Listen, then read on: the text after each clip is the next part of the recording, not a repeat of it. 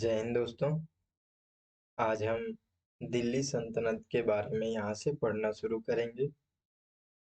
आज इस वीडियो में हम लोग एक छोटा छोटा सा चैप्टर कवर करेंगे। मैं सोचा था पहले कि एक मैराथन बनाने का, लेकिन उसमें बहुत ज़्यादा फायदा नहीं दिख रहा है। यानी कि कहीं ना कहीं एक बार में तो कंप्लीट हो जाएगा, लेकिन तैयारी अच्छे से नहीं हो पाएगा। इसलिए हम लोग उसको छोटे छोटे पार्ट्स में तोड़ करके पढ़ेंगे, ज़्यादा अच्छे से समझ में आएगा। देखिए, दिल्ली सल्तनत हम लोग को पढ़ना है। बहुत ज़्यादा इससे प्रश्न नहीं आते हैं, ठीक है? लेकिन जो जो प्रश्न आता है वहाँ से हम लोगों को पढ़ना ज़रूरी है, उतने को याद रखना ज़रूरी है।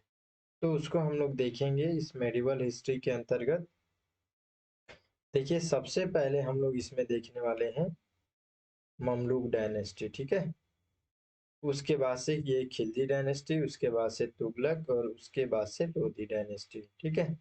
आज हम लोग इस वीडियो में देखेंगे मुगलक डायनेस्टी, सॉरी, ममलुक डायनेस्टी, ठीक है? तो चलिए इसको हम लोग शुरू करते हैं। बहुत कम समय लगेगा, है ना? और बहुत अच्छे से आपकी तैयारी हो जाएगी। एक चैप्टर जो है, मान के चलिए इसको हम लोग अगर एक चैप्टर मानते हैं, जो ममलुक वंश है, ममलुक डायनेस्टी है, उसको हम लोग को पढ़ने में लगभग 15 मिनट के आसपास लगेगा, ठीक है? चलिए शुरू करते हैं। इसमें देखते हैं क्या क्या खास बातें हैं। ममलूक वंश जो है, ये आपको कुतुबुद्दीन ऐबक से तो शुरुआत होता है। दिल्ली सल्तनत यहाँ से आगे बढ़ता है, ठीक है? तो जो ममलूक वंश है, ये कुतुबुद्दीन ऐबक के आने से, यानी कि आपका ये 1206 से ईस्वी से ये शुरू होता है। चलिए देखते हैं इसमें क्या क्या खास बातें हैं। तुर्की आक्रमणों के पश्चात भारत में दिल्ली सल्तनत की स्थापना हुई। इस क्रम में सर्वप्रथम कुतुबुद्दीन ऐबक का नाम आता है, जिसने ममलूक वंश की नींव रखी। आरंभ में इसे दास वंश के नाम से भी जाना जाता था। ममलूक वंश का नींव रखने वाला कुतुबुद्दीन ऐबक है, और इसे दास वंश भी कहा जाता था, यानी कि गुलाम वंश भी कहा जाता था। गुलाम वंश कहे जाने का मुख्य कारण ये है कि हम लोगों ने इससे पहले वीडियो में पढ़े थे कि उसमें जो लास्ट में मोहम्मद गौरी होता है, मोहम्मद मोहम्मद गौरी का ये एक तरीके से उसका खास दास होता है, ठीक है? खास गुलाम होता है। जो ये कुतुबुद्दीन ऐबक है, ये मोहम्मद गौरी का खास गुलाम होता है, ठीक है? तो इसके बाद से जब इसका साम्राज्य आता है, कुतुबुद्दीन ऐबक का साम्राज्य आता है, तो ये उसको गुलाम वंश के नाम से ही उसको शुरुआत करता है। इसके बारे में और भी खास बातें हैं कि ये गुलाम वंश के नाम से ही क्यों जाना जा रहा है, या फिर ये ममलूक वंश के नाम से ही क्यों जाना जा रहा है, इसके बारे में ध्यान रखेंगे। देखिए यहाँ पे पढ़ते हैं हम लोग आगे। देखिए, मोहम्मद गौरी की मृत्यु के पश्चात ऐबक को सिंध और मुल्तान छोड़कर, है ना, मोहम्मद गौरी के द्वारा जीते गए सभी संपूर्ण क्षेत्र प्राप्त हुए। सिंध और मुल्तान को छोड़ करके अपनी कुशल और व्यवहारिक नीति से उसने मोहम्मद गौरी के एक विश्वस्त अधिकारी ताजुद्दीन यल्दौज की पुत्री से विवाह किया। अपनी बहन का विवाह नासुरुद्दीन कुबाचा से किया, जो कि सिंध का प्रभावी अधिकारी था। यानी कि ये एक तरीके से कुशल प्रशासक भी रहा। इसने इसको अगर लगता था कि हाँ, यहाँ पे व्यवहारिक संबंध बनाने से, रिश्ते अच्छे करने से शासन मजबूत होगा, तो वो ऐसा भी करता था। खास याद रखने के लिए कोई चीज इसमें जरूरी नहीं है। आगे देखते हैं।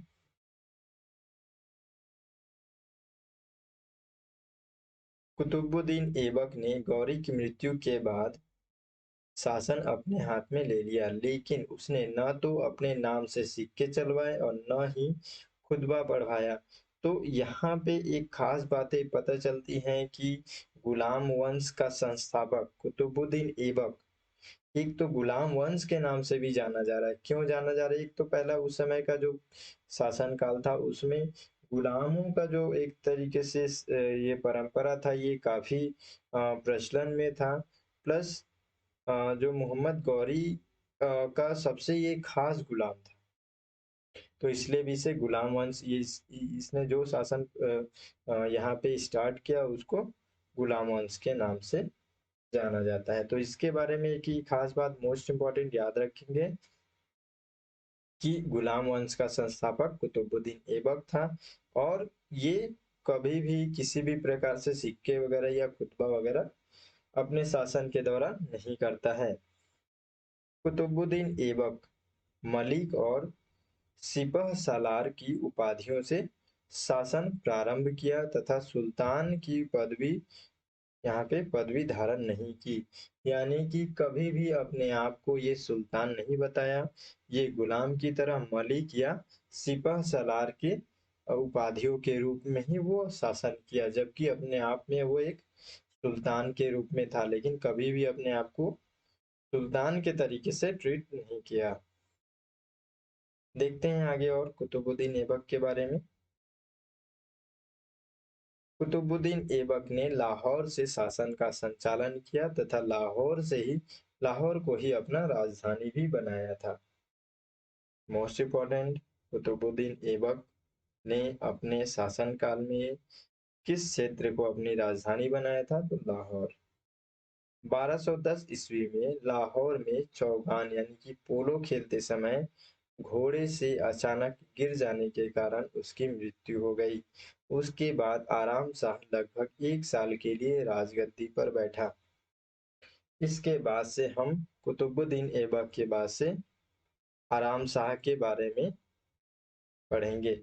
कुछ खास बातें और भी हैं जिसके बारे में हम लोगों को ये कुतुबुद्दीन ऐबक के बारे में जानना जरूरी है। देखिए, काफी उदार प्रवृत्ति का था कुतुबुद्दीन ऐबक, एक उदार शासक था, अतः उसकी उदारता के कारण उसे लाख बख्श, मोस्ट इम्पोर्टेंट है, लाख बख्श के नाम से भी उसको जाना जाता था, या फिर लाख बख्श कहा जाता था उसे। मोस्ट इम्पोर्टेंट ये भी है कि वह साहित्य और कला प्रेमी भी था। इसने 2 मस्जिद कुव्वतुल इस्लाम जो कि महरौली दिल्ली में है, और ये 2.5 दिन का झोपड़ा ये अजमेर में है, इसका निर्माण करवाया। साथ ही साथ प्रसिद्ध सूफी संत ख्वाजा कुतुबुद्दीन बख्तियार काकी की स्मृति में दिल्ली कुतुब मीनार की भी नींव रखा, जिसे इल्तुतमिश आगे चल करके उसे पूरा करवाता है। लेकिन कुतुब मीनार का नींव रखने वाला प्रथम शासक कौन था, या फिर शासक कौन था? तो कुतुबुद्दीन ऐबक मोस्ट इंपॉर्टेंट है, याद रखेंगे इसको। देखिए यहाँ पे हम लोग देख सकते हैं, ठीक है, ये देखिए कुव्वतुल इस्लाम मस्जिद ये है, ठीक है, और ये 2.5 दिन का झोपड़ा, और ये है अपना कुतुब मीनार। तो ध्यान रखेंगे, इसको देखने से ज्यादा अच्छे से समझ में आता है, इसलिए इसको यहाँ पे ऐड कर दिया हूँ, देख सकते हैं। आगे बढ़ते हैं आप। अब हम लोग देखेंगे आराम शाह के बारे में। कुछ खास बातें नहीं है, लेकिन थोड़ा बहुत इसमें समझना जरूरी है। कुतुबुद्दीन ऐबक की मृत्यु के बाद सैनिक वर्ग में असंतोष, साधारण जनता में अशांति और उपद्रव रोकने के लिए लाहौर के सरदारों ने कुतुबुद्दीन ऐबक का ही पुत्र आराम शाह को गद्दी पे बैठा दिया। दुर्भाग्यवश आराम शाह एक कमजोर और अयोग्य शासक सिद्ध हुआ, अतः दिल्ली के लोगों ने उसे अपना शासक स्वीकार करने से इनकार कर दिया। आराम शाह एक तरीके से कमजोर शासक था, इसलिए उसके जनता भी उसे पसंद नहीं करते थे। उसके बाद से आगे यहाँ पे इल्तुतमिश का शासन आएगा, लेकिन कैसे आएगा देखते हैं आगे। आराम शाह को सत्ता से हटाने के उद्देश्य से बदायूं के प्रांताध्यक्ष इल्तुतमिश को एक नियंत्रण भेजा गया। मोस्ट इम्पोर्टेंट है, यदि प्रश्न इस तरीके से आता है कि इल्तुतमिश, ठीक है, इल्तुतमिश जो है वो शासन ग्रहण करने या शासन प्राप्त करने से पहले किस प्रांत का प्रांताध्यक्ष था? ठीक है, तो याद रखेंगे बदायूं। आगे देखते हैं। इल्तुतमिश ने निमंत्रण स्वीकार किया और दिल्ली के निकट जड़ नामक स्थान पर आराम शाह को परास्त किया। आराम शाह के 8 माह के शासन के बाद इल्तुतमिश ने दिल्ली की सत्ता पर अधिकार कर लिया। अब यहाँ से इल्तुतमिश का शासन शुरू होता है। ममलूक वंश यानी कि ममलूक डायनेस्टी गुलाम वंश के अंतर्गत ही ये सारी बातें हैं। गुलाम वंश, दास वंश या ममलूक वंश तीनों एक ही वंश के नाम हैं। अब हम इसमें देखेंगे इल्तुतमिश के बारे में कुछ खास बातें, इंपॉर्टेंट बातें। एक तरीके से ये जो ममलूक वंश है इससे रिलेटेड सबसे इंपॉर्टेंट बातें हैं इल्तुतमिश के बारे में। दो चार बातें हैं जिनको अच्छे से हम लोग को याद रखना है।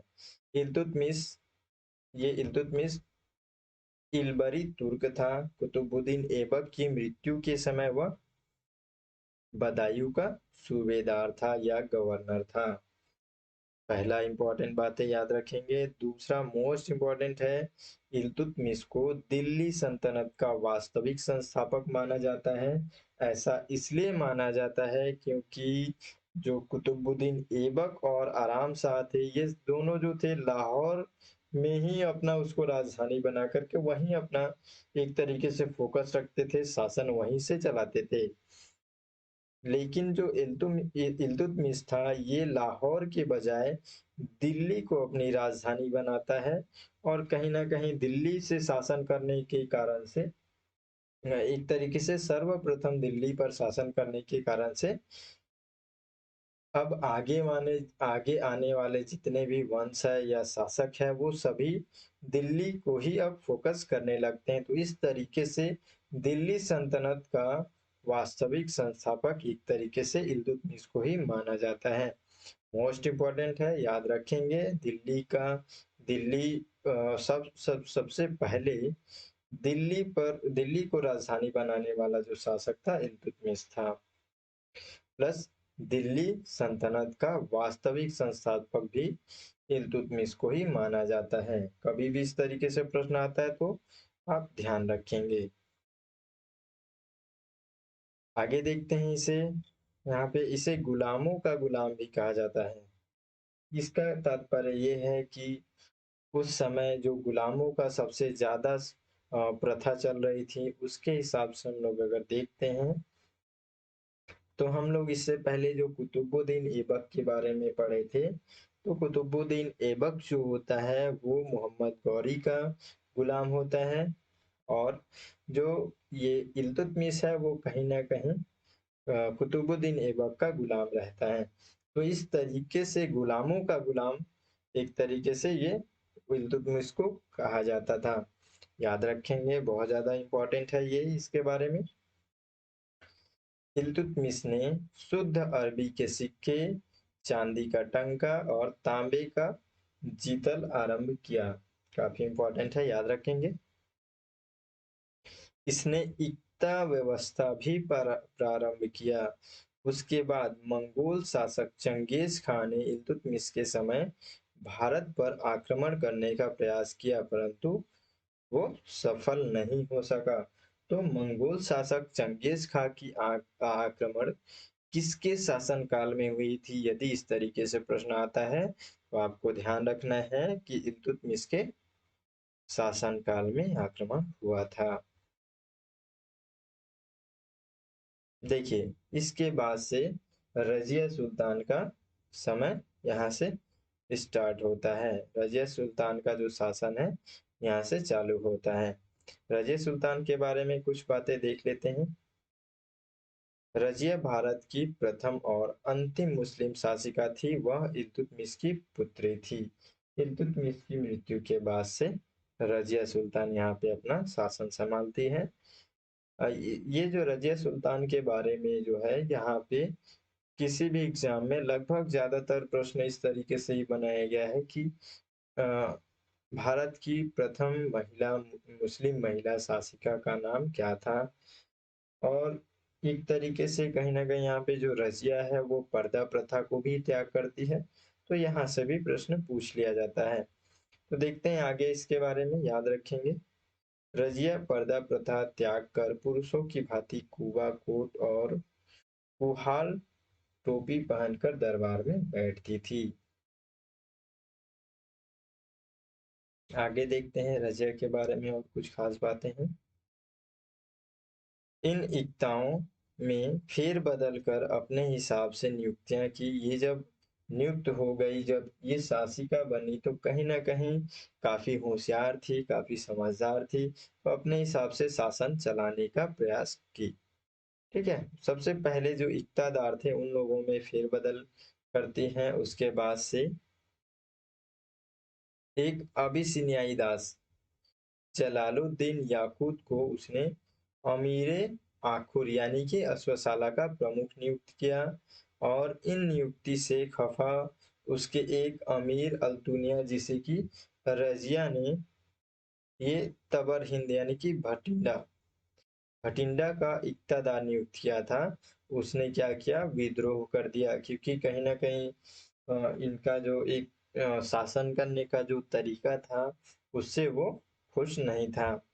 हम लोग को याद नहीं रखना है, लेकिन थोड़ा सा स्टोरी ध्यान रखना है। विद्रोह कर दिया जिसे अमीर वर्ग ने भी उसका साथ दिया था उसमें। उसके बाद से क्या होता है कि बाद में फिर रजिया ने यहाँ पे अल्तुनिया को अपने साथ मिलाने के लिए उससे शादी कर ली। तो देखेंगे यहाँ पे रजिया कितनी समझदार है कि उसे शासन करने के लिए अगर रिश्ते बनाने भी पड़े तो वो भी वो कर रही है। आगे देखते हैं। रजिया जब अमीरों के विद्रोह का दमन करने राजधानी से बाहर निकली, तभी जलालुद्दीन याकूत को तुर्क अमीरों ने मारकर राजधानी में मुइजुद्दीन बहरम शाह को गद्दी पर बैठा दिया। ऐसा माना जाता है कि जब रजिया अल्तुनिया के साथ राजधानी वापस लौट रही थी, तभी रास्ते में कुछ षड्यंत्रकारी डाकुओं ने उसकी हत्या कर दी, यानी कि 1240 ईस्वी में रजिया सुल्तान का भी शासन समाप्त हो जाता है। अगला शासक यहाँ पे गयासुद्दीन बलबक है, बलबन है। लेकिन यहाँ पे थोड़ा सा ध्यान रखेंगे कि गयासुद्दीन बलबन के बीच में यानी कि रजिया सुल्तान के बाद से और भी कई शासक आते हैं उनको, लेकिन बहुत ज्यादा इम्पोर्टेंट नहीं है, इसलिए हम उसको नहीं देख रहे हैं। बीच बीच में यहाँ पे कुछ शासक और भी हैं, लेकिन उनको देखना जरूरी नहीं है, जानना नहीं है। देखिए, सबसे ज्यादा मोस्ट इम्पोर्टेंट यदि मेरे हिसाब से देखें तो यहाँ पे आ, ये गयासुद्दीन रजिया सुल्तान का थोड़ा बहुत इसमें हम लोग देखेंगे। उसके बाद से यहाँ पे हम लोग सबसे मोस्ट जो रहेगा इस चैप्टर में उसको हम लोग यहाँ पे देखने वाले हैं, ये इल्तुतमिश। तो इल्तुतमिश के बारे में 4.5 पॉइंट आपको याद रखना है। इस वंश से, उसके बाद से आपको कोई भी चीजें इस वंश से जानने की लगभग जरूरत नहीं पड़ेगी।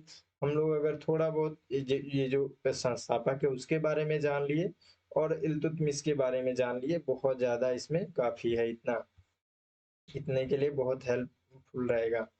आगे अब हम लोग लास्ट देख लेते हैं गयासुद्दीन बलबन के बारे में। देखिए, ममलूक वंश के अंतर्गत ही है। गयासुद्दीन बलबन यहाँ पे इलबरी तुर्क था। बचपन में मंगोलों ने पकड़कर उसे गुलाम के रूप में बेच दिया था। बलबन अपनी योग्यता और दूरदर्शिता के कारण से उन्नति करता गया और सर्वप्रथम विशेष पद हेतु इल्तुतमिश के ये चालीसा दल का सदस्य बनने में सफल हुआ। रजिया को अपदस्थ करने वाले यहाँ पे षड्यंत्र में भी उसने भाग लिया और उसे नासिरुद्दीन मोहम्मद को गद्दी पर बैठाने में महत्वपूर्ण भूमिका निभाई। इस काल में वह काफी प्रभावशाली बन चुका था। किसके बारे में बात की जा रही है? गयासुद्दीन बलबन के बारे में। नासिरुद्दीन की मृत्यु के बाद से बलबन फिर दिल्ली का सुल्तान बना। यानी कि ये इतना होशियार होता है कि इल्तुतमिश के चालीसा दल, एक दल होता है उसका सदस्य भी बनता है और साथ ही यहाँ पे रजिया सुल्तान को अपदस्थ यानी कि उसको पद से हटाने का षड्यंत्र में भी भाग लेता है। और लास्ट में नासिरुद्दीन महमूद को यहाँ पे गद्दी पर बैठाता है और उसके मृत्यु के बाद से खुद दिल्ली सल्तनत का सुल्तान बन जाता है। उसके बाद आगे कुछ बातें और हैं इसके बारे में ध्यान रखेंगे। बलबन की मृत्यु के बाद से उसके विश्वस्तों ने ही उसके आदेश की अवहेलना करते हुए यहाँ पे बुगरा खां के अल्पवयस्क विलासी पुत्र कैकुबाद, ये कैकुबाद जो है इसको इसलिए याद रखेंगे क्योंकि ये जो है ममलूक वंश का अंतिम शासक रहेगा। तो कैकुबाद को सुल्तान बना दिया। कैकुबाद की हत्या करवा दी गई और कुलीन अमीर और गैर अमीर वर्ग आपस में संघर्ष करने लगे। उसके बाद से अंततः ये पक्षाघात से त्रस्त कैकुबाद को एक सामान्य तुर्क कौन मलिक फिरोज खिलजी, जिसको बाद में जलालुद्दीन खिलजी के नाम से भी जाना गया, यानी कि एक तरीके से उसे ही सुल्तान जलालुद्दीन खिलजी भी कहा जाता था, ये अब एंट्री करता है। और ये क्या करता है कि जो ममलूक वंश यानी कि जो गुलाम वंश का अंतिम शासक है कैकुबाद, उसको मार करके उसकी हत्या करके उसको यमुना में फेंकवा देता है। 3 महीने तक उसका उसका जो पुत्र है यहाँ पे शमसुद्दीन ट्यूमर्स इसका संरक्षण करता है और जून 1290 में उसकी भी हत्या कर देता है। और उसके बाद से मलिक फिरोज खिलजी यहाँ पे दिल्ली का अगला सुल्तान बन जाता है। उसके बाद से इसके आते ही जो ममलूक वंश है इसकी एक तरीके से शासनकाल समाप्त हो जाती है और इसके बाद से खिलजी शासन यहाँ से शुरू होता है। तो अगले वीडियो में हम लोग खिलजी शासन के बारे में पढ़ेंगे, उसके जो शासक हैं उनके बारे में पढ़ेंगे। इसमें खास करके याद रखेंगे, मैं फिर से बता देता हूँ, इल्तुतमिश के बारे में और कुतुबुद्दीन ऐबक के बारे में। ठीक है, रजिया सुल्तान को लगभग हम लोग 1-2 पॉइंट उसके बारे में हमेशा जान रहे हैं। उसके बाद से ये जो चैप्टर है या फिर ये जो वंश है इसके बारे में और कुछ चीज जानने की जरूरत नहीं पड़ेगी। तो ठीक है, इस तरीके से हम लोग का ये जो चैप्टर है ये एक वंश है ममलूक वंश, ये कंप्लीट हो गया है। फिर मिलेंगे अगले वीडियो में अगले वंश के साथ, तब तक के लिए जय हिंद।